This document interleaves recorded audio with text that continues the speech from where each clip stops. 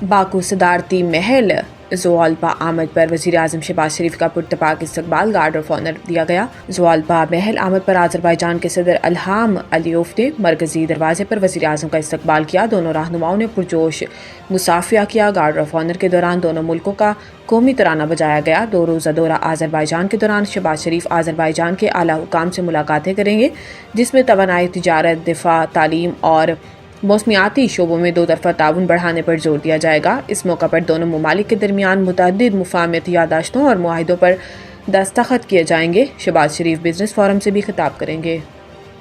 13 साला बच्चे का ECL में दाम, क्या रियासत ऐसे चलती है? अदालत का सेक्रेटरी दाखिला से सवाल। फैज़ान उस्मान की बाजियाबी से मुतल्लिक केस की समाअत इस्लामाबाद हाई कोर्ट के जस्टिस बाबर सत्तार की अदालत में हुई। इस्लामाबाद हाई कोर्ट के हुक्म पर सेक्रेटरी दाखिला खुर्रम अली आगा अदालत में पेश हुए। जस्टिस बाबर सत्तार से इनसे मुकालमा करते हुए कहा कि अदालती हुक्म पर नाम ECL में शामिल करने का कोई वर्किंग पेपर अदालत में पेश नहीं किया गया। सेक्रेटरी दाखिला बयान हल्फी जमा कराएं और नाम ECL में शामिल करने के हकाइक सामने रखें। सेक्रेटरी दाखिला 1 हफ्ते में काबीना सब कमेटी की रिपोर्ट, वर्किंग पेपर की रिपोर्ट पेश करें। सेक्रेटरी दाखिला ने अदालत को बताया कि सब कमेटी के चेयरमैन की जानिब से तफसीलात भिजवाई गई थी, जिस पर जस्टिस बाबर सत्तार का कहना था कि हर चीज़ का कोई न कोई तरीकाकार होता है। आखिर ऐसा क्या था जो नाम फहरिस्त में शामिल किया गया? फैज़ान 18 साल का बच्चा है, उसने ऐसा क्या किया जो इसके घर रेड किया?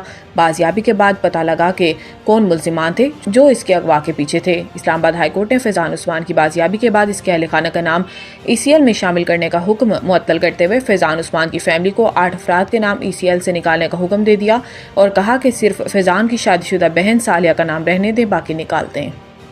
क्लाइमेट फाइनेंसिंग पर मुज़ाकरात, IMF वफ्द पाकिस्तान पहुंच गया। ज़राए का कहना है कि आइंदा माली साल 2025-26 के लिए बजट में कार्बन लीवी आयद करने की तजवीज़ ज़ेरे गौर है। वफ्द के साथ आइंदा मुज़ाकरात के दौरान इब्तदाई मुसवदे पर बात होगी। कार्बन लीवी आयद करने के लिए IMF तजावीज़ देगा।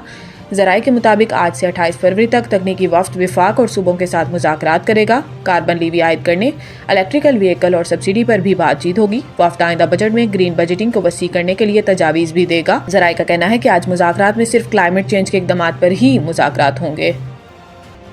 हुकूमत कारोबार चलाने के हवाले से निजी शोबे को पॉलिसियाँ दे।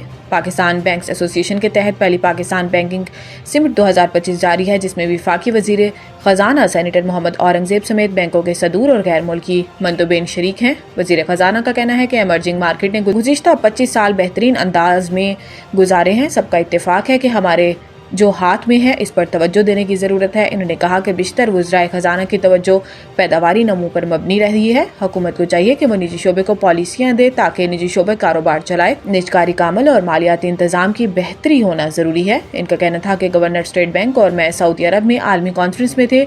मैंने सीखा कि उभरती मंडियों ने 2025 में बेहतरी के साथ कदम रखा। उभरती मंडियों के वज़राए ख़जाना ने डीरेगुलेशन के फ़रोग़ और सुर्ख फीते के खात्मे की बात की। वज़ीर ख़जाना ने कहा कि मुकामी सरमायाकारी आएगी तो FDI आएगी। आलमी कैपिटल मार्केट्स की अगर बात की जाए तो रेटिंग एजेंसियों से बात हुई।